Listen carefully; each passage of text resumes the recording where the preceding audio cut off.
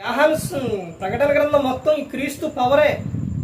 క్రీస్తు పవర్ ఎలా ఉంటుందో ఆయన ఇక్కడ చూపించారు యోహాను గారు. అంటే ఆయన హీరో పరిచయం అనమాట. ఇదంతా ఏంటి? హీరో పరిచయం.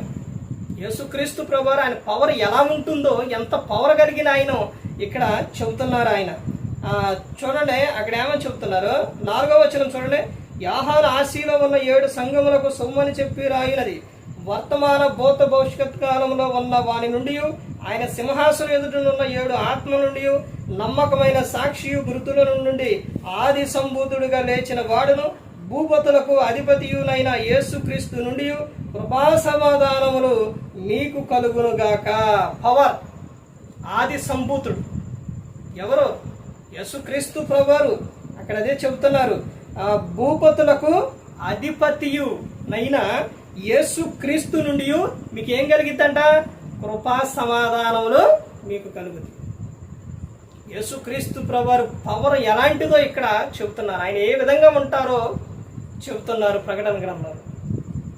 ఆయన యోధా గోత్రపు సింహం, అంటే సింహం. ఆయనను చూసేవారు అక్కడ యావని అక్కడ ఆయన చూడండి 7వ వచనంలో చూడండి. ఇదిగో ఆయన మేఘరుడు వచ్చుచున్నాడు, ప్రతి నేత్రం ఆయనను చూచును, ఆయనను పొడిచిన వారును చూచెదరు, భూజనులందరూ ఆయనను చూచి రొమ్ము కొట్టుకొందురు. అవును ఆమేన్. ఏం చేస్తారంట? భూజనులందరూ రొమ్ము కొట్టుకొని ఏడుస్తారంట. అసలు దేవుని మాట వింటే కండి, దేవుని మాట లెక్క చేస్తేనే కండి, ప్రవర్తన సరి చేసుకుంటే కదండి దేవుని చూసి ఆనందించడానికి. ఆనందం, సంతోషం అనేది మనుషుల్లో ఎక్కడుందండి? తమ ఇష్టానుసారంగా జీవిస్తున్నారు. తర్వాత ఈ లోకం విడిచినప్పుడు ఆయన చూసినప్పుడు రొమ్ము కొట్టుకొని ఏడుస్తారు. ఇదిగో ఆయన వచ్చినప్పుడు యోధా గోత్రపు సింహంలాగా గద్దించు సింహం వలె ఆయన వస్త్రం. ఆ రోజున నువ్వు ఆయన ఎదుట నిలబడాలంటే తెస్సలోనికీయులకు రాసిన పత్రికల అపోస్తలుడైన పౌలు గారు ఆ సంఘానికి చెబుతారు ఏమనంటే, క్రీస్తు రాకడ సమయాల్లో మీరు మీ ఆత్మయు మీ శరీరమును నిర్దోషముగా పరిశుద్ధముగా మీరు ఉండాలి, మీరు కాపాడుకోవాలి అని చెబుతున్నారు. క్రీస్తు ఎదుట నిలబడాలి అంటే శక్తి కావాలి.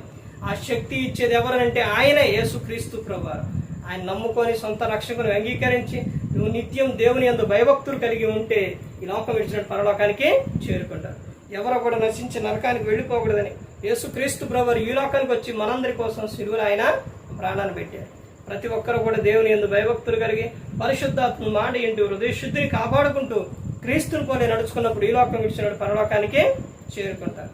మరి ఈ విధంగా నిలబెట్టి మాట్లాడించిన తండ్రిన దేవునికి కృతజ్ఞతాస్తుతులు చెల్లిస్తూ, ఎంతవరకు శ్రద్ధగా ఉన్న మీకు ప్రభు పేట నా హృదయపూర్వక వందనాలు చెల్లిస్తూ ఈ మాటలు ముగిస్తున్న అందరికీ వందనాలు.